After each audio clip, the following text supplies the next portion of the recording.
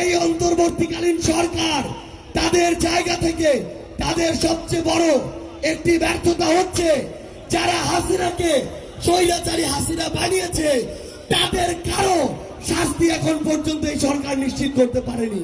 কিন্তু যারা সরকারি সুযোগ সুবিধা নিয়ে হাসিনার তোষামোদি করতে জনগণের বিপক্ষে গিয়ে রাজপথে নেমে আসলো, তাদের শাস্তি এখন পর্যন্ত কেন নিশ্চিত করা হলো না?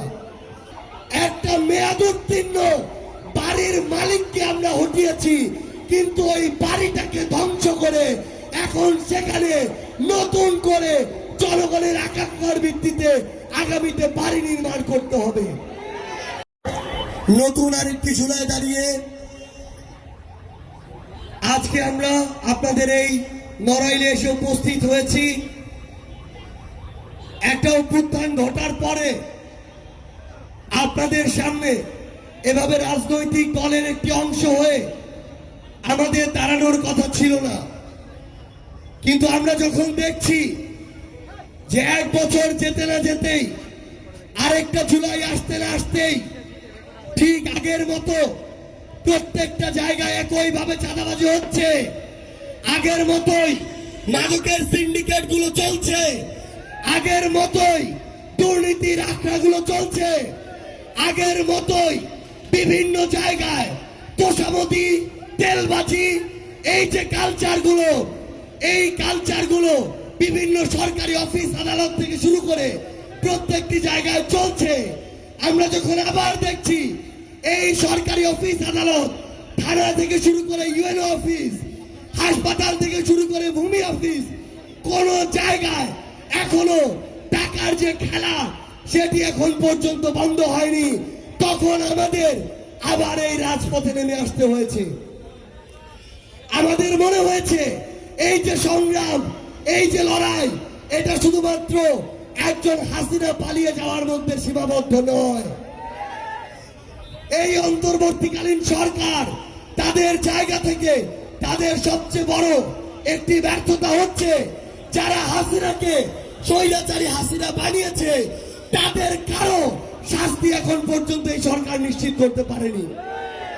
আপনারা যদি দেখেন ওই জুলাই আগস্টে আমলাতন্ত্রের সচিবালয় থেকে শুরু করে সরকারি অফিসে বিভিন্ন নামে বেনামে বিভিন্ন সরকারি কর্মকর্তা কর্মচারী হাসিনার তোষামোদি করতে রাজপথে নেমে এসেছিল, কিন্তু যারা সরকারি সুযোগ সুবিধা নিয়ে হাসিনার তোষামোদি করতে জনগণের বিপক্ষে গিয়ে রাজপথে নেমে আসলো, তাদের শাস্তি এখন পর্যন্ত কেন নিশ্চিত করা হলো না?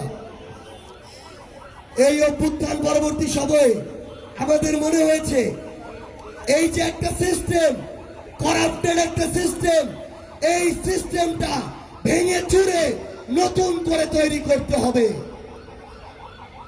একটা নষ্ট, একটা খারাপ, একটা মেয়াদোত্তীর্ণ বাড়ির মালিককে আমরা হটিয়েছি, কিন্তু ওই বাড়িটাকে ধ্বংস করে এখন সেখানে নতুন করে জনগণের আকাঙ্ক্ষার ভিত্তিতে আগামীতে বাড়ি নির্মাণ করতে হবে। আমাদের অনেক কাজ এখনো বাকি, এই জন্য সবকিছু ভুলে গিয়ে আমাদেরকে এই রাজপথে আবারও নামতে হয়েছে। কিন্তু এই 10 মাসে, 11 মাসে কিংবা 1 বছরে আমরা এমন অনেক বিষয় দেখেছি, শুধুমাত্র রাজনীতিবিদরা, শুধুমাত্র সরকারি কর্মকর্তা কর্মচারীরা কিংবা আমলাতন্ত্রের অনেকে তাদের জায়গা থেকে ভালো হলে কাজ হবে না।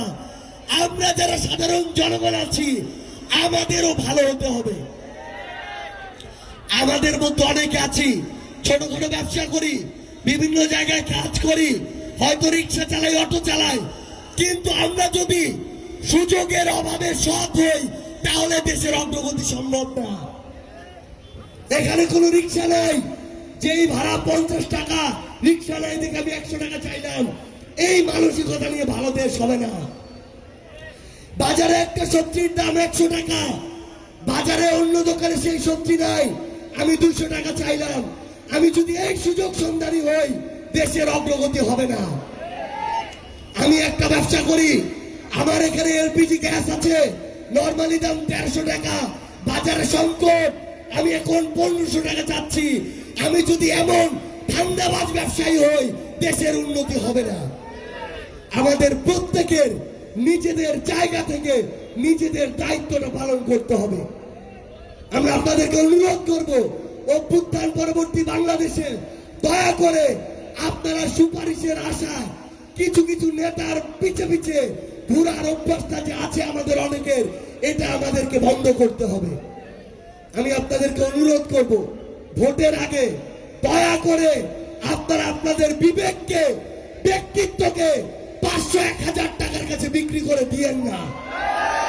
আমরা আপনাকে অনুরোধ করব, ওই একদিনে একজন নেতার কয়েকটা টাকার কাছে বিক্রি হয়ে ওই নেতার কাছে নিজেকে 5 বছরের জন্য বিক্রি করে দিয়েন না। একজন নেতার কাছে 1000 টাকা নিয়ে একটা ভোট যদি আপনি দেন, ওই নেতা পরের 5 বছর আপনার কাছে 10 টাকার টাকা নিলে তাকে দায় দেওয়ার মতো বিবেক আপনার থাকে না, তাকে দায় দেওয়ার মতো অধিকার আপনার থাকে না। তাই আপনাদেরকে অনুরোধ, আমরা যেন প্রত্যেকে নিজের জায়গা থেকে নিজের দায়িত্বটা পালন করি। আমরা যেন দলের দাস না হয়ে যাই, আমরা যেন মার্কার দাস না হয়ে যাই, আমরা যেন ব্যক্তির দাস না হয়ে যাই। সৃষ্টিকর্তা যে বিবেক বোধটা দিয়েছেন, এটাকে কাজে লাগিয়ে সবচেয়ে ভালো মানুষটাকে যেন আমরা আমাদের প্রতিনিধি নির্বাচিত করি। আমরা যদি একটা কাজ করতে পারি, আমরা বিশ্বাস করি আগামীতে আমাদের স্বপ্নের বাংলাদেশ আমরা ঐক্যবদ্ধভাবে করতে পারবো।